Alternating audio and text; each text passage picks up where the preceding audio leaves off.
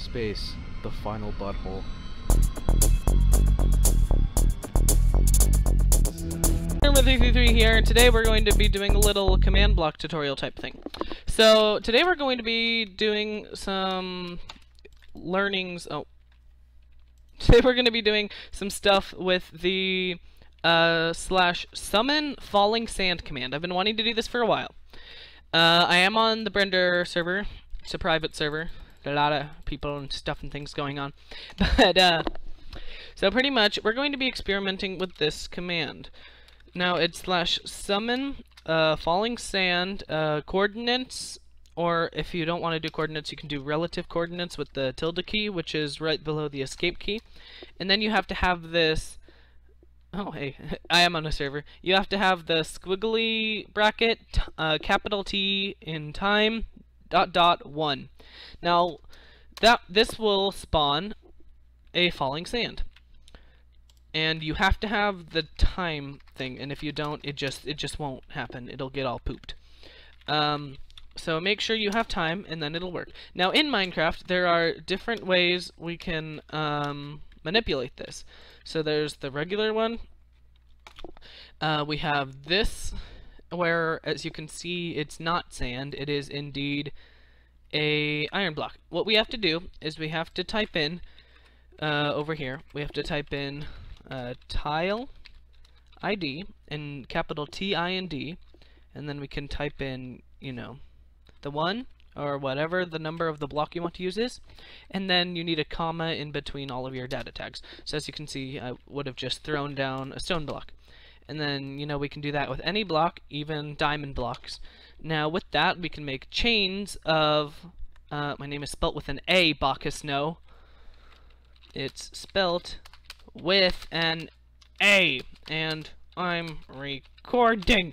Can't you get a hold of yourself and learn some respect of people trying to make friends? Okay. Now if we made a whole chain of command blocks, if we made a whole chain of command blocks with this, we could do things like this. And it's really cool. It's pretty much what it's doing is it's getting all of the, it's using the same command, except with a bunch of different blocks. You can even do it with spawners and things like that. But it doesn't have to be solid blocks. Here I show you it can be a flower, and it kind of does look like a block on its way down. That's kind of funny. Now here, oh, by the way, this is just, you know, 37, which is the tile ID for dandelions. But here we can also make it, if we add the data tag after the time and tile ID, motion, colon, regular bracket, 0.00.00.0 regular bracket, squiggly bracket. What'll happen is this is the X, Y, and Z coordinates we want it to be motioned on. So as you can see, I added a 0.3 here, which should make it kind of jump, which is kind of cool. Also, if I do 0.9 instead of 0.3, I can make it jump up a lot further. And then if I were to say use another axis, such as the Y or the Z, or the X or the Z, we can just make the blocks fling and see where these land. So this is definitely cool, all the things that we can do with this. Now, me being me, I did do some stuff and things, and there's a lot of command blocks involved. Sure, yes, I don't care. 1 second. Brandon, why don't you get back to the video? Okay, so I did this. As you can see, it's kind of like an enchanting room that just pops out of the ground. Now, the cool thing about this design is that if you push it again, it will get messy, but it can double it. So pretty much what's going to happen is, let me just clear all of this out.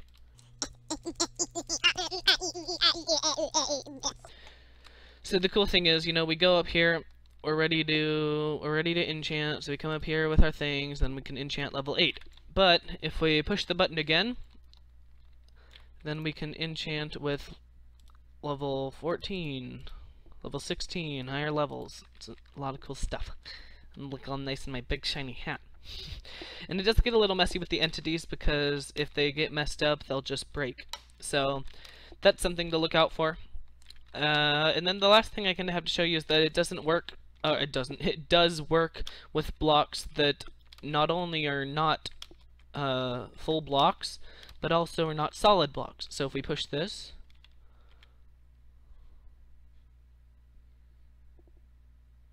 it'll fall, and then we have ourselves a nice little water fountain going on here.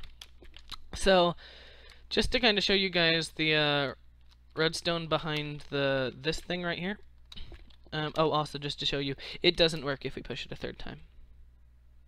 See, it just gets all messed up. Oh, I think we might get... Yeah, no, it just doesn't work. Here's the redstone behind that. It's a bunch of command blocks placing blocks, going into a bunch of other command blocks placing blocks, going into a bunch of other command blocks that place blocks, and then these ones right here place the jack-o'-lanterns, and then this one and these two place all the other blocks.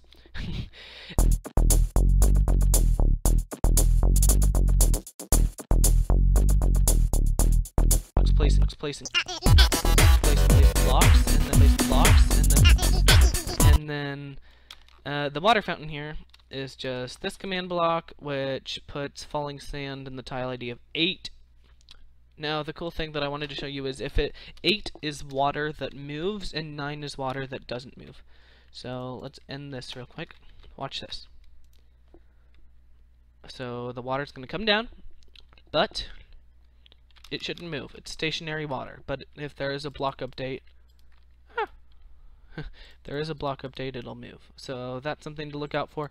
But if you wanted to do cool things with water, like falling and standing still, you can completely do that. Remember that you can't always do bridges or something like that, because if they're in midair, they're going to keep on going until they land on a solid block, as you see in this example. Thanks for watching, everybody. If you enjoyed, go ahead and tell me in the comment section, and if you didn't, go ahead and tell me that in the comment section too. I really want your feedback. I spent a lot of time working on these command blocks. I want you guys to... I'm thinking about doing a lot more redstone, because that's pretty exciting, and I love doing redstone. So if you want to see more of this, go ahead and tell me, and that'll be all for today's video. Bye-bye!